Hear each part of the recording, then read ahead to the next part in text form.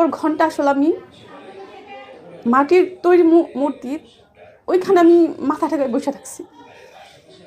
এটা আসলে ঘন্টার পর ঘন্টা হয়েছে, দিনের পর দিন। এটা আমারও খারাপ লাগে। তো এভাবে একজন মুসলিম হয়ে আপনি মাথা ব্যথার যন্ত্রণায় আমাকে ওটা বলতে চাইতেন, আমি যেতাম। তো এভাবে হচ্ছে মানে ওই স্বপ্নে আপনাকে বলতেছে যে হ্যাঁ, অমুক মন্দিরে যাও, হ্যাঁ, মন্দিরে গিয়ে মূর্তির সামনে মাথা নত হ্যাঁ, করে থাকো। পূজা দাও, পূজা দিতে বলতো। ও মাই তো গড। এভাবে করতেছি এবং কন্টিনিউসলি। আপনি মাথা ঠেকে দাঁড়ায় আছেন, বসে আছেন, তো ভেতরটা ফাইটা যেত না আপনার? খুবই খারাপ লাগে তখন।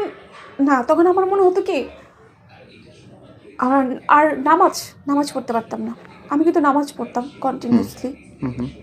আমার খুব ছোট সময় বিয়ে হওয়া, আমি বিয়ের আগেও নামাজ পড়তাম, বিয়ের পর থেকেও নামাজ পড়তাম। কিন্তু ওই যে 2012 পর থেকে আমি নামাজে বসলে আমার একটা অস্থিরতা কাজ করতো, যে আমি কতক্ষণে নামাজ শেষ করব। মাঝে মাঝে আমি ফরজ নামাজটা শেষ করে উঠে যেতাম।